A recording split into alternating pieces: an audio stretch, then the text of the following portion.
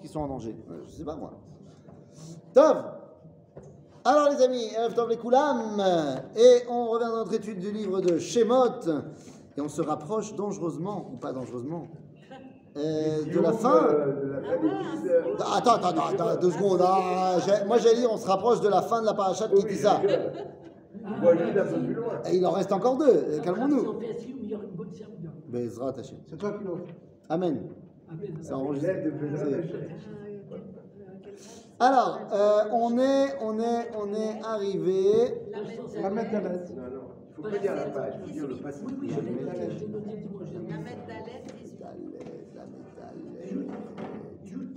T'es sûr, la Medalet? La mettre à l'aise, tu traites. Ah, Yutret, c'est ça. D'accord. Ok. Besséder. Donc, on est dans le livre de Shemot, chapitre Lamed Dalet 34, verset Yutret 18. C'est-à-dire, donc on s'est arrêté là la semaine dernière parce qu'on n'aurait pas eu le temps de développer, mais en fait, le verset 18, 19, 20, 21, 22, 23, non, tous ces versets-là, jusqu'au verset 26, en fait, font partie d'un seul et même ensemble. Ok, c'est juste qu'on est arrivé à la fin du Zman la semaine dernière, mais n'oubliez pas qu'en fait, tous ces versets, qui commencent d'ailleurs avec le verset Yud, c'est une seule et même chose. Donc, je vais simplement relire le verset à partir de Yud. On ne va pas réexpliquer tout, on a déjà expliqué, mais histoire que ça nous soit remis dans la tête. C'est une série de choses que Dieu nous dit de faire ou de ne pas faire pour ne pas nous mélanger avec les goïms et ne pas ressembler aux idolâtres. D'accord? Qui vient bien conclure l'histoire du veau d'or, évidemment. ויאמר הנה אנוכי כורת ברית נגד כל עמך אעשה נפלאות אשר לא נבראו בכל הארץ ובכל הגויים וראה כל העם אשר אתה בקרבו את מעשה השם כי נורא הוא אשר אני עושה עמך. Donc moi je fais une alliance avec vous, très bien. Donc vous de votre côté, שמור לך את אשר אנוכי מצווך היום, הנני גורש מפניך את האמורי הכנעני החיתי הפריזי והחיבי והיבוסי. Et donc, puisque je renvoie les goïms de la terre d'Israël, alors, Ishamer lecha pen tichot berit leoshev haaretz. Ne fais pas d'alliance avec les habitants de la terre d'Israël, qui ne sont pas juifs évidemment. Asher ata ba elecha elea. Mais s'ils ont déjà été chassés, Ouais, Nachon, tu poses une très bonne question. Tu poses la question du Radak. Il dit, si Dieu les a chassés, il n'y a plus personne avec qui faire l'alliance. Alors, c'est Avdel ben Sefer Yehoshua, le Sefer Shoftim. The French, please. J'ai autant pour moi. This is the difference between the book of Joshua and the book of the judge. C'est la différence entre le livre de Josué et le livre des juges. Dans le livre de Yoshua, on voit que Bémet, Akadosh Baruch Hu, il chasse les peuples ennemis de devant nous. C'est-à-dire qu'on les bat tous et on gagne nos guerres et c'est génial. Bon, il y a eu un petit raté dans le premier combat de Haï, mais sinon, on a gagné tout comme il faut. Et donc, vraiment, Akadosh Baruch Hu, il réalise ce qu'il a promis ici. Et tu arrives à la fin de Yoshua, tu te dis, ça y est, on a conquis toute la terre d'Israël. Et tu arrives dans le Sefer Shoftim, dans le livre de Shoftim, il y a des goïms partout. Et chaque tribu, elle a un mal avec les gens qui sont dans son territoire. Comment est-ce possible? Alors, dans le livre de Yoshua, on a on a conquis la terre d'Israël, Bégadol, et puis après, il y avait des poches de résistance un peu partout. Donc, effectivement, tu vas réussir à conquérir la terre d'Israël parce que Dieu va enlever les goïms en tant que nation de devant toi. Mais après, il y aura encore des individus qui seront là-bas, les civils. Surtout les Plishtim, dont on ne parle pas ici tellement. Ah, mais les Plishtim, ça n'a rien à voir. Non, mais. C'est vrai que dans le Sefer Shoftim, ils vont être très souvent présents, mais les Plishtim, c'est encore une autre histoire. Bichlal, à l'époque, ici, les Plishtim, ils ne sont pas encore là. C'est-à-dire, donc, c'est pour ça qu'il y a une différence entre, voilà, je vais tous les enlever, mais il y aura quand même des individualités après. Et donc, face à ces individus, Shamer lecha pen tichot berit leoshev haaretz, asher ata ba elea, pen yeh lemokesh bekirbecha. si tu commences à faire des alliances avec les non-juifs qui sont en terre d'Israël, ils seront pour toi une épine. Eh oui, bien plus qu'une épine d'ailleurs. Qui et misbechotam titotzun ve'et matzevotam teshabberun ve'et asherav tichotun. Donc, c'est ce qu'on a dit. Ne pas laisser en place des monuments de Avodah Zarah en terre d'Israël. Si c'est un monument qui était de la Avodah Zarah, mais qui ne l'est plus, qu'est-ce qu'il faut faire? Une église qui a cessé de servir. Bah, la halakha est très simple à ce niveau-là. Tout ce qui a été désacralisé, Kol Beseder. Une belle cafétéria. Si c'est devenu une belle cafétéria, tu peux aller manger. Si c'est cachère, il n'y a pas de problème. Faire une synagogue dedans? Tu peux faire une synagogue dedans, tu peux faire un mariage dedans, tu peux faire ce que tu veux dedans. Mais des fois, ça revient, par exemple, Santa Maria en Ah bah, centre-ville. si ça revient, bah donc c'est un problème. C'est-à-dire, elle est malade. Donc, mais si c'est plus, c'est plus. Ok. Et donc, on ne reprend pas la question de alors, qu'est-ce qu'on fait avec la Avodah Zarah en Israël qu'on ne détruit pas aujourd'hui? On a dit, pas shoot, il y a des choses qu'on ne peut pas faire. Il y a des choses qu'on ne peut pas faire, et mal à la ok. Pourquoi est-ce que Dieu ne nous demande pas de détruire la Avodah Zarah b'chol ha'olam, dans le monde entier? Bon, au-delà de la problématique technique. Le problème grave, c'est qu'on a là, on n'aurait pas les capacités. Voilà, alors je te dis, au-delà de la problématique technique, que si déjà on n'y arrive pas ici, tu veux qu'on y arrive jusqu'en Indonésie, ça va être compliqué. Bon, en Indonésie, il n'y a pas d'Avodah Zarah, ils sont musulmans, mais disons, ailleurs. Si elles existent, c'est qu'il a voulu qu'elles soient là, qu'elles Ouais, soient mais en ça marche pas, parce que si tu dis ça aussi pour Israël. Non. Bah, si elles existent, je peux dire le même argument que tu viens de dire. Tu dis, si elles existent, c'est que Dieu il a voulu qu'elles existent. Bah, je te dis, ok, alors la Avodah Zarah en Israël aussi. Ça, tu comprends que ce n'est pas le bon argument. Maintenant, qu'est-ce qu'il faut dire? Effectivement, nulle part, on voit que Dieu, il réprimande les goïms parce qu'ils font de la Avodah Zarah. À part quand ils sont en Israël. Ça, la Avodah Zarah faite par les goïms en Israël, Dieu n'est pas content. Mais la Avodah Zarah des goïms en Chutz La'aretz, s'en fiche. Vous connaissez le livre de Yona? Bah, Yona, il est envoyé chez les goïms de Ninvé. Je vous rassure, à Ninvé, ils étaient Ovdei Avodah Zarah, la Méhadrin. Pourtant, dans tout le livre de Yona, tu vois que Yona écrit sur Gézé, le meurtre, machin, en fait, le comportement des gens. Il sait dire le Navi que c'est pas bien, mais à aucun moment il dit que c'est pas bien qu'il fasse l'idolâtrie. Lama.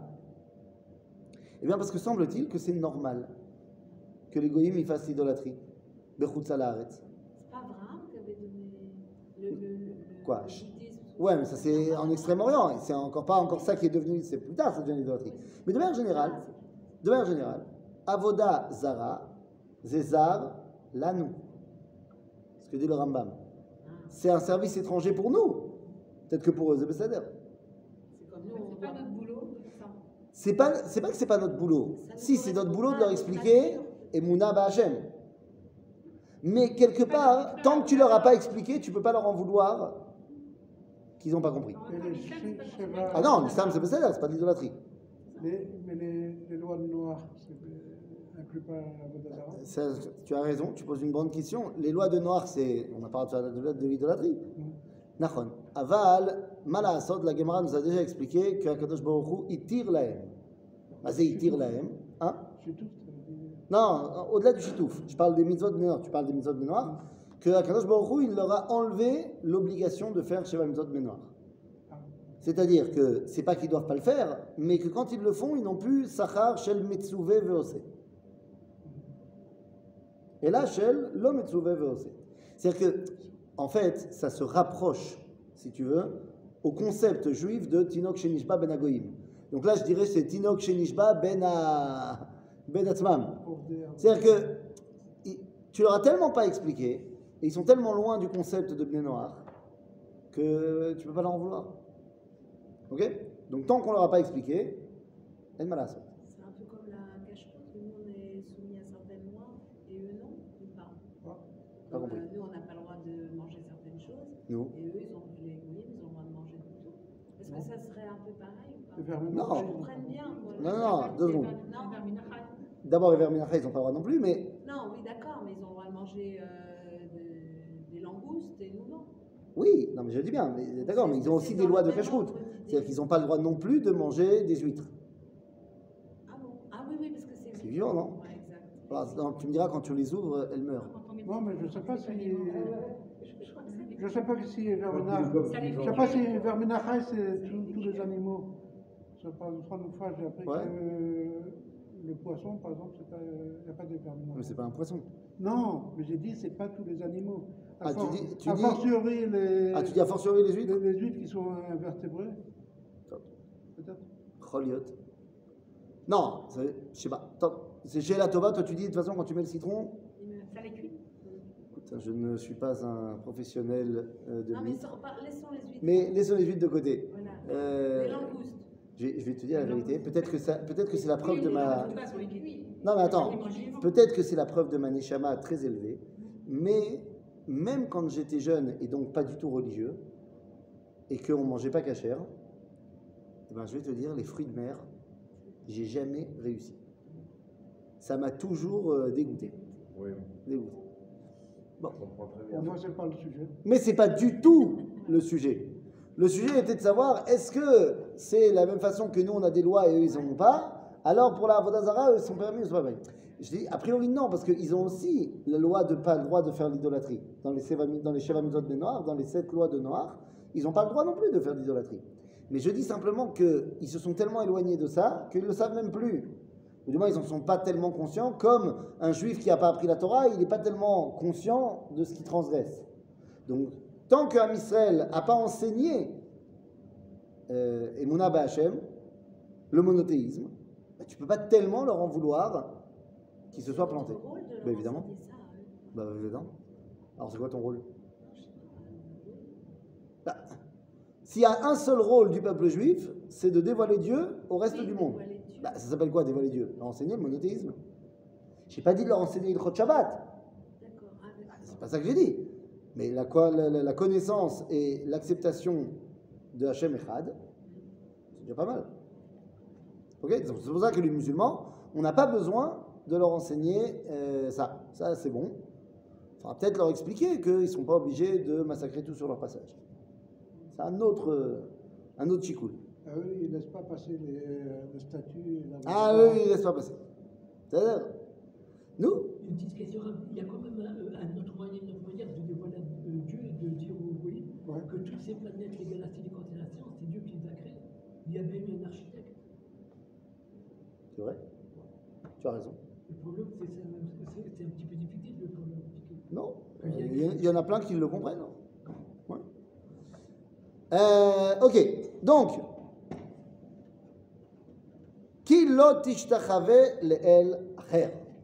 On avait expliqué qu'il ne s'agit pas ici d'une apologie du polythéisme, mais bel et bien de la sitra achara, du tzad acher d'Akadosh Baruch Hu. Je ne reviens pas à ce qu'on a dit la semaine dernière.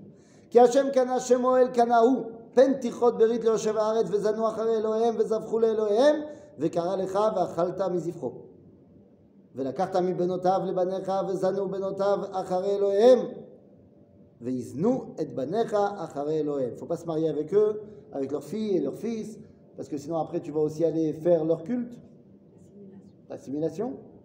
Et qu'est-ce que tu vas faire au final? Tu vas non seulement te marier, et puis après tu vas avoir un sapin de Noël à côté de la Hanoukia. La version 2022 du Pasuk. Ok? Elohim asecha lo ta'aselach.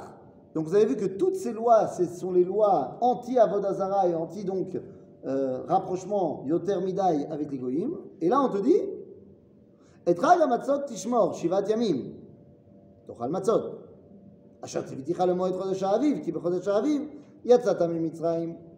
On te rappelle qu'il faut faire Pesach et manger des matzot parce que c'est en Nissan, c'est dans le mois du printemps que tu es sorti d'Égypte. Qu'est-ce que ça fait là? Ben, on commence du début. C'est à partir de là qu'on va commencer à faire toutes les mitzvot et tout. Ah bon? Je pense que ça me semblait logique. Excuse-moi, quand on est sorti d'Égypte, on a fait les mitzvot? Non, mais bon, maintenant ça y est, on est sorti. Donc c'est pas à partir de là qu'on a fait Non, les ils mitzvot. ont Comme commencé ça, là, avec De le quoi? parasite sur le dos, c'est pas ça l'idée De quoi? L'idée de quoi? Va jusqu'au bout. L'idée de quoi? Il y a un lien avec la sortie d'Égypte et Pessah. Non, il n'y a pas un lien avec la sortie d'Égypte et Pessah. Pessah, c'est la sortie d'Égypte. Il n'y a pas un lien, c'est ça. Donc c'est la... Ma question, c'est pourquoi est-ce que ce verset, il est là? Jusque-là, on nous parle des versets qui nous séparent des Goïms. À partir de quand on a été séparés des Goïms? Sortie d'Égypte. Pas de shoot. Ok, c'est pas une question d'où on a reçu les mitzvot, on ne les a pas reçus à ce moment-là. Mais on vient te dire, tu dois te. Eh bien, comment ça commence? Yetiat Mitzrayim. D'accord? Kol Peter Rechem Li. Ah. Mazé Li. Tout le premier-né, c'est chez lui. Qu'est-ce que ça veut dire techniquement quand Dieu il dit quelque chose est à moi? Corban. Nahon? Non. Bah si. Oui, il pourrait simplement être consacré. Oui, Et ça veut dire quoi consacré? Les Cohen. Quoi? Tous les premiers-nés, ils sont Cohen? Ben, avant, c'était pas les. Ah. c'était les- Ça veut dire que effectivement, au niveau de toutes les mitzvot qui concernent les premiers-nés des animaux, c'est ce qu'on va devoir sacrifier. Ou alors racheter. Ici, Rachid nous dit, on parle de Peter Rechem ba Adam. Et on te dit, le premier-né chez l'homme, on te dit, ou Peter Rechem li, vechol miknecha tizachar Peter shor vase, ou Peter chamor tivde bese, veim lo tivde va'arafto, et si tu le rachètes pas, tu vas le tuer. Kol bechor banecha tivde. Et là, on te dit pas, et si tu le rachètes pas, tu vas le tuer. Donc, velo irao panay rekam, c'est-à-dire que, pourquoi est-ce que ça, encore une fois, j'ai compris, la sortie d'Égypte, c'était parce que c'est le moment où on fait la différence. Et pourquoi on parle des premiers-nés maintenant? Il y a eu plein de mitzvot qui ont fait suite à la sortie d'Égypte. Le premier-né, ça rappelle. Alors, les premiers, ça rappelle la sortie d'Égypte, effectivement. Mais alors, j'aurais dû avoir ce verset-là avant le verset de « Et tu es sorti » avec les matzot. Une petite question, est-ce que c'est de là que l'on apprend le ridouche qu'il faut faire le pigeon C'est pas là, parce que là, on l'apprend pour la deuxième fois. Ça sera au moment de la sortie d'Égypte qu'on le dit pour la première fois. Alors, c'est quoi cette histoire? J'ai une question bête. Oui. En sortant d'Égypte, c'est là qu'on est devenu un peuple? Non. C'est quand qu'on est devenu un peuple? Depuis que Dieu il a choisi Abraham. On était une famille, on ne parle pas de nous comme un peuple. Je sais pas, Dieu il dit à Abraham, Ve'esra le goy gadol. Je ferai de toi un grand peuple. Mais à partir de quand on a ce statut? C'est vrai, tu as raison. C'est vrai que quand on part en Égypte, on est une famille, on est la famille de Yaakov et de ses enfants. Et on arrive à 70 personnes en Égypte. En 210 ans d'Égypte, il se trouve que le début du livre de Shemot nous dit dans la bouche de Pharaon, Yesh Am Bene Israël Ram Ve'atzum Mimenu. Donc on est un peuple en Égypte considéré comme tel avant la sortie d'Égypte. C'est le nombre qui détermine qu'on est un peuple? Peut-être. Je ne peux pas te dire exactement qu'est-ce qui détermine, mais à ce moment-là, on est un peuple. Maintenant, ici, on vient nous dire, puisque c'est comme ça, il y a eu une compétition en Égypte de savoir qui est le Bechor d'Akadosh Baruch Hu. Et a été vérifié que Béni Bechori Israël. Et donc ici, quand on nous parle de la séparation avec les Goïms, on vient te dire, ah la Bechor, c'est Am Israël. Et à quoi il sert le Bechor dans chaque famille? À être responsable que les autres membres de la famille ils soient connectés. Donc si Am Israël est censé être le Bechor de l'humanité, il est là pour qu'on soit responsable que les autres aussi soient connectés.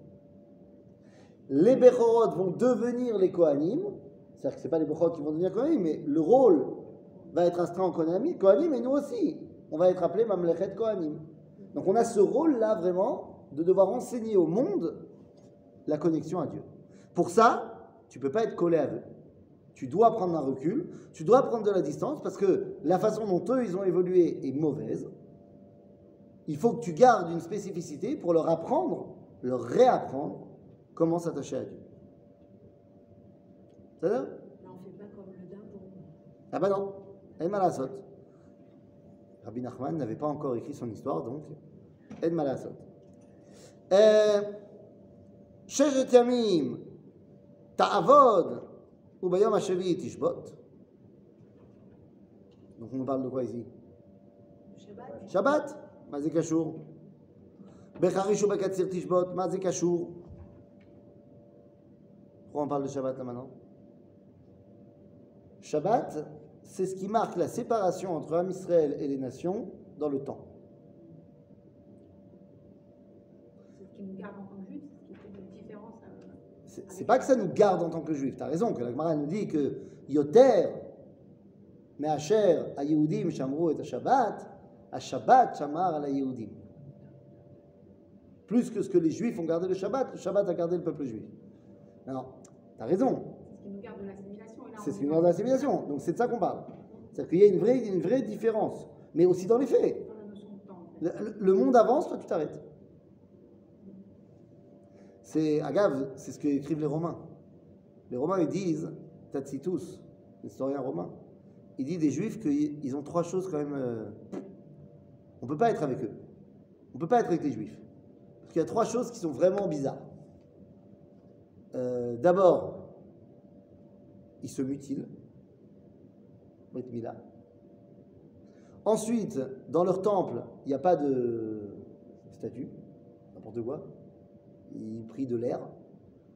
Et troisièmement, ils sont vraiment des fainéants. Ils s'arrêtent un jour par semaine. C'est ça, nous. Donc Shabbat, c'est la séparation dans le temps. Vechag Hashav, pardon. Becharish ou Bekatzir Tishbot. C'est quoi? Il faut s'arrêter quoi? Du travail agricole. Le Shabbat, Le Shabbat? c'est tout. Oui. C'est le même verset. Hein. D'accord, c'est le même verset, mais je veux dire, il y a d'autres. De quoi tu dois t'arrêter? La moisson et la. Du travail agricole. Tu dis il y a d'autres choses qu'on ne doit pas faire pendant le Shabbat.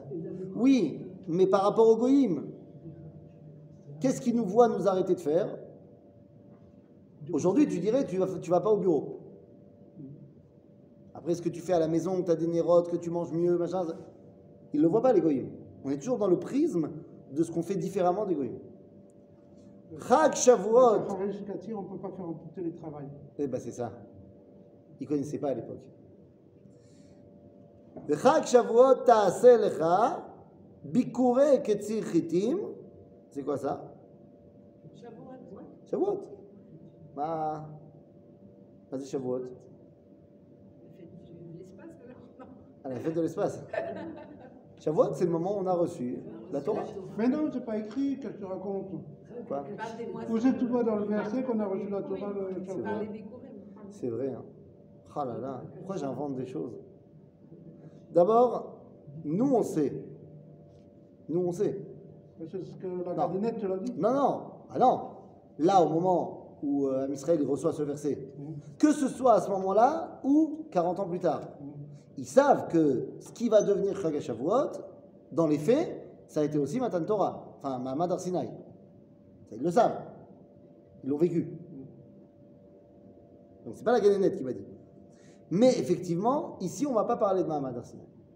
Ici on va parler de Bikurim. Bikurei Tzir Chitim. C'est quoi la notion des Bikurim? Des prémices. Des prémices. Qu'est-ce qu'elle a de particulier cette mitzvah? C'est un peu comme le Bechor.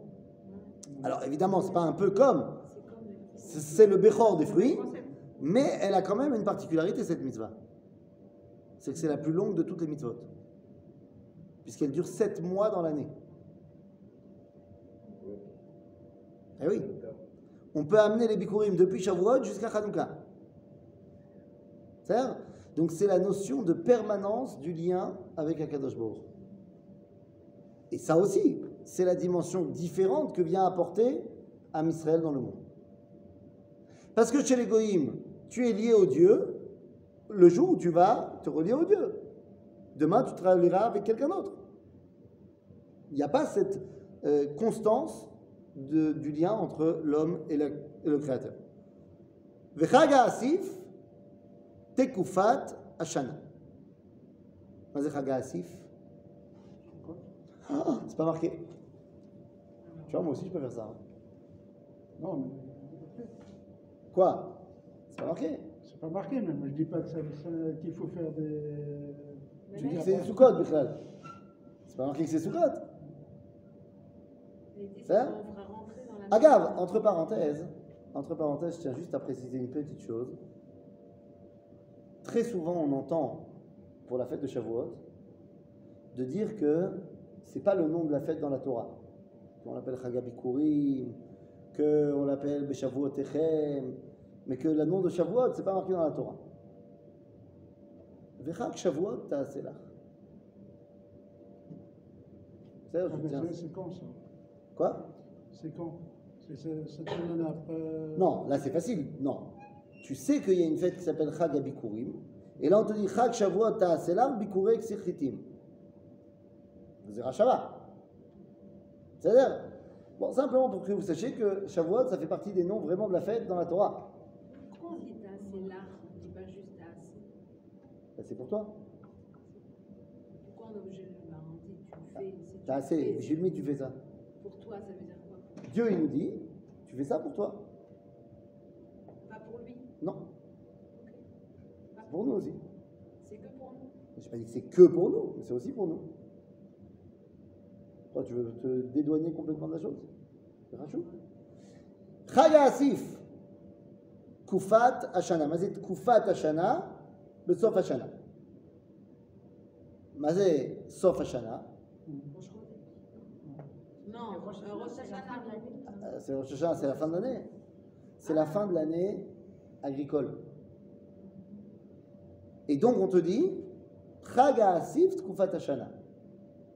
Donc, ça veut dire qu'il y a ici quelque chose qui est du domaine du Chidouche, c'est que la Parnassa, c'est lié à Kadosh Baruch.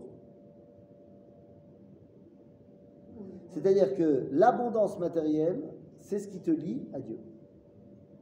Attends, où est-ce que tu vois Où est-ce qu'on voit ça? Je vous rappelle où est-ce que je vois Dieu. C'est Dieu qui parle là. Mais il a dit Toute la liste des choses, c'est Dieu qui nous a dit. Il nous a dit de faire une chag à Asif, Tkufat Hashana.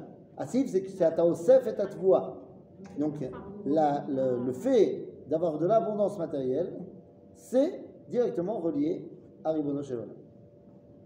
Shalosh Pa'amim. C'est pour ça qu'on prie pour la Parnassa. Alors là, on ne fait pas référence à Rosh Hashanah, on fait référence à Sukkot. Il se trouve que c'est 15 jours après. Ça, il n'y a rien à mettre. Mais, c'est pas. Parce qu'à Rosh Hashanah, quand tu fais la tefila pour la Parnassa, c'est pour l'année qui va s'ouvrir.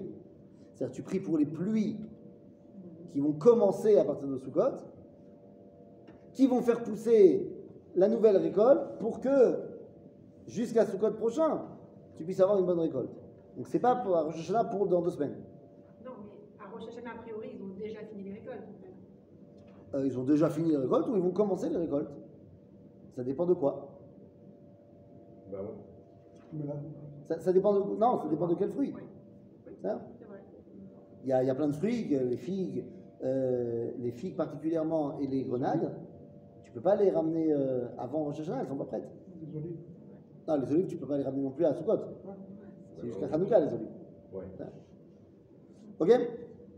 Shalosh pa'amim bashana yira'e kol zechurecha et pene Adon Hashem Elohei Israël.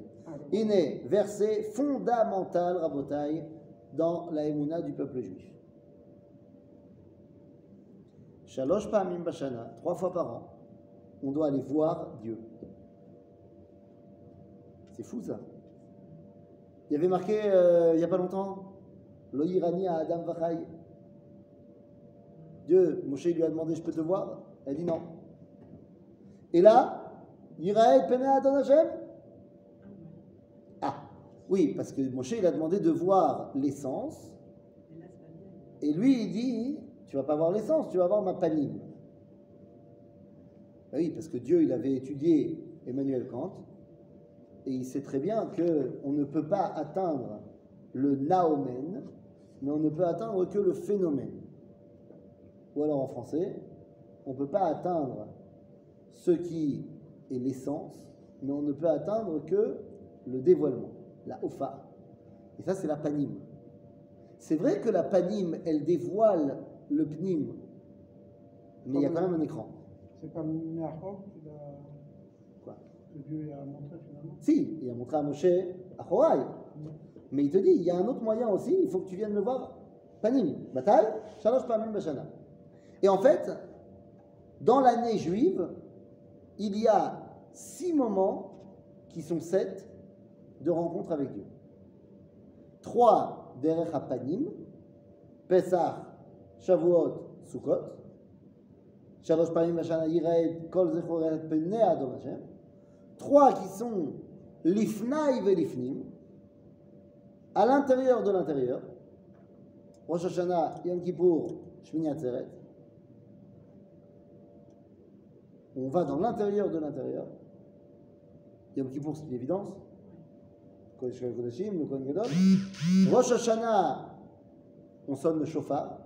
Et nous dit la Gemara, dans la mesure où le shofar, il est là pour rappeler la notion de zikaron, c'est ce qui fait appel au plus profond de toi. Donc c'est comme si tu rentrais aussi à l'intérieur de l'intérieur. Et Shmini Atzeret, c'est Chag Torah. La Torah, Yekarahi mi peninim, mi Kohen Gadol, Shenishnas, Lifnai, Velifnai. En d'autres termes, c'est une autre dimension dans ces 3 fêtes-là où on rentre à l'intérieur de l'intérieur. Comment Shmini Atzeret, c'est la fête de la Torah? Shmini Atzeret, c'est Simchat Torah. Je sais pas, j'ai écrit. Une petite question. Hein, tu dis, Non, c'est parce que de nos jours, il y a peut-être un anachronisme. De nos jours, on lit la Torah en un an. Mais avant, ce n'était pas le cas. Ouais. D'accord?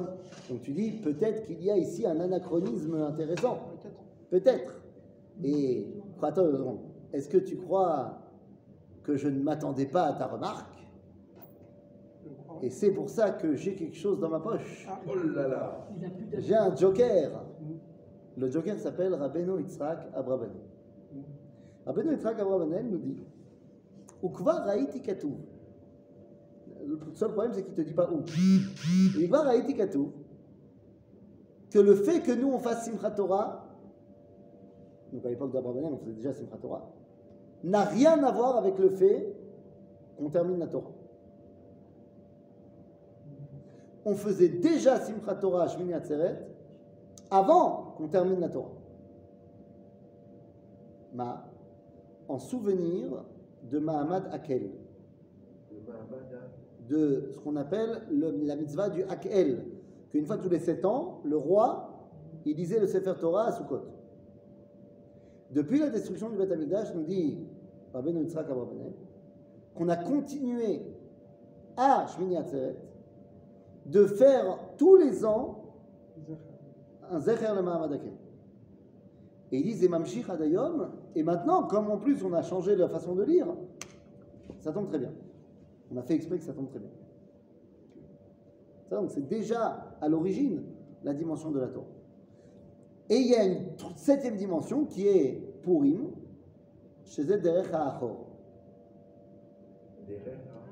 Par l'arrière. Parce qu'il est voilé. Parce qu'il y a voilé, parce que Haman, Mordechai. C'est ça?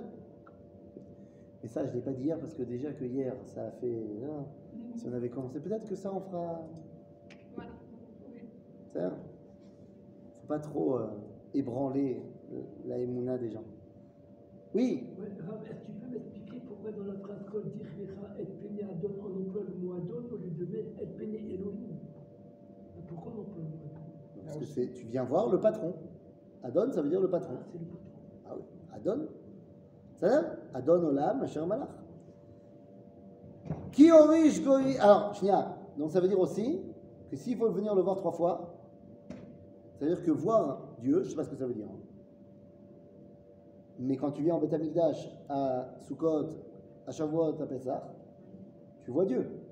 Je ne sais pas comment, je ne sais pas ce que ça veut dire. Il y a eu des écrits qui sont restés sur le Écrire, tu veux écrire une Chavaya? Non, tu peux pas expliquer un ressenti. On peut pas expliquer, on peut Donc tu peux pas l'expliquer, tu peux pas l'imaginer non plus. Ce qui est étonnant, c'est que personne n'a écrit sur ce qui, Voilà, c'est ça. ce qui était ressenti à ce Exactement. moment-là. Voilà, Je comprends pas ce que vous On dites. n'a pas de récit, on a Mais des si. plein de choses. Mais on c'est n'a pas des vrai. récits. Mais si, Voilà, c'est ça. mais je suis pas d'accord avec vous. Alors, on ne les connaît pas. Ah, Si, c'est autre chose. C'est possible. Par exemple, Jérémie, il a écrit. Il a dit Raïti et Hashem Yoshev al Kiseh Ram Venissa. Non, mais lui, c'est la névoie, il a vu mais Il a écrit.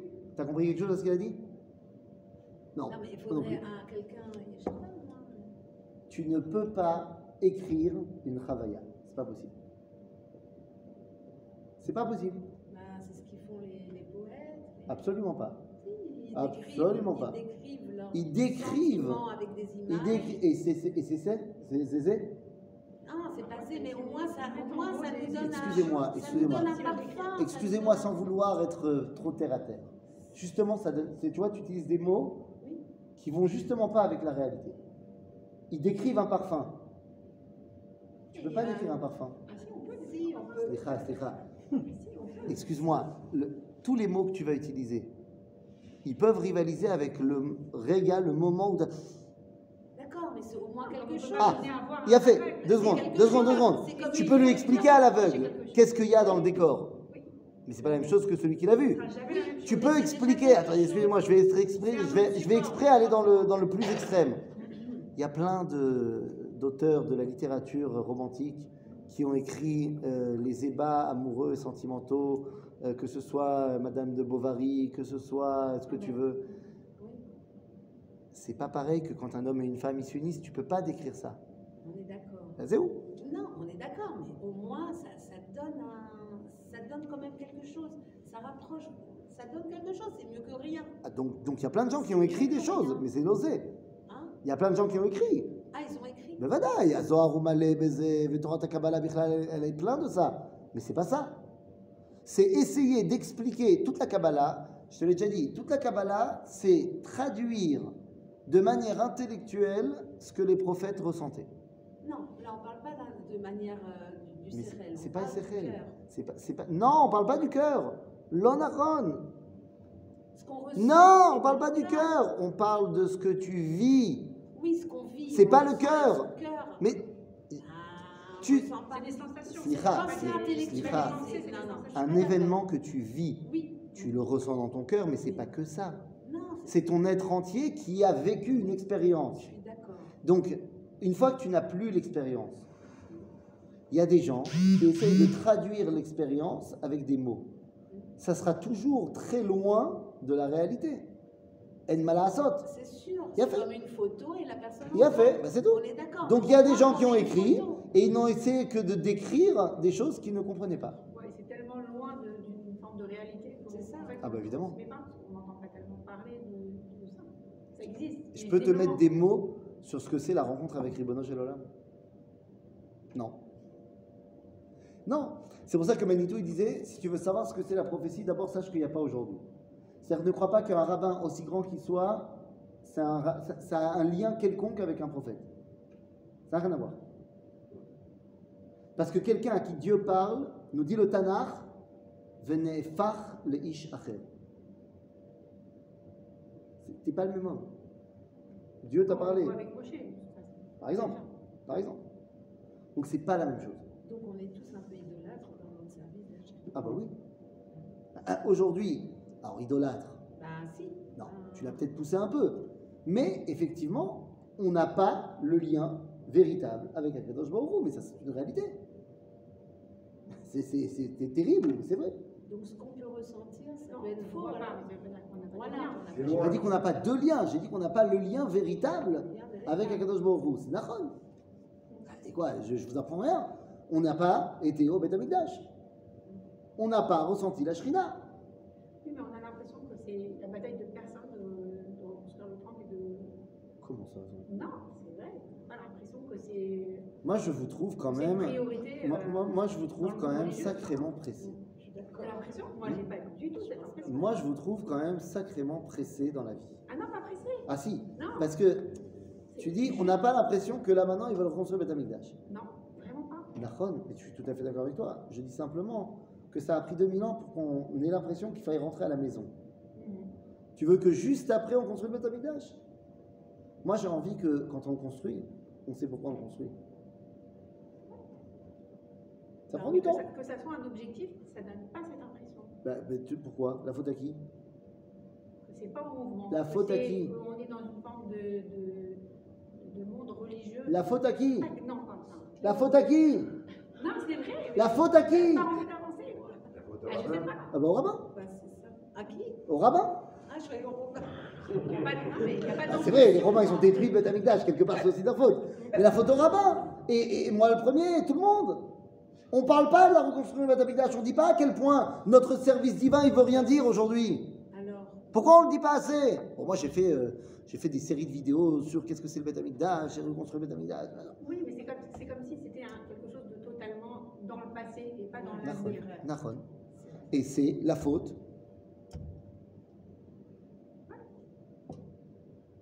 Bah oui. donc on prie que les tzadikim soient des tzadikim. Les Nachon, c'est ce qu'on a dit Shabbat.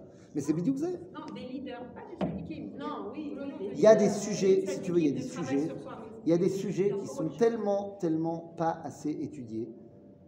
Dans le monde religieux, je te parle. Le Beth Amikdash, c'est un sujet que personne ne connaît dans le monde des yeshivot. Ça ne les intéresse pas. Que quand tu vas à la yeshiva et que tu étudies Baba Kama, c'est très important d'étudier Baba Kama. Mais en fait, on n'étudie pas à la Chalema Azé, c'est-à-dire qu'on n'étudie pas pour essayer de comprendre aujourd'hui, si jamais je suis rentré dans ta voiture, avec ma voiture, qu'est-ce qui va se passer? Non, on essaye de se recréer le monde des Amoreïs, au lieu de se projeter pour construire demain. Mais c'est, Pourquoi l'étude aujourd'hui? parce qu'il y a des gens qui pensent que c'est mieux de vivre dans le passé. Il y a des gens pas assez nombreux, mais ça commence à venir, qui veulent non plus se nourrir du passé, mais qui veulent se nourrir de l'avenir. C'est ça.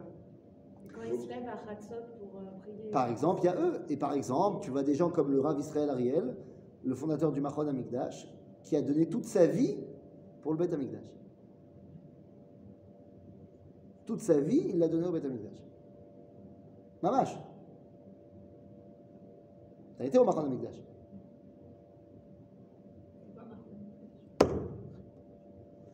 Tu veux qu'on fasse des tioulim à Givat Atachmoshet? Non, mais non.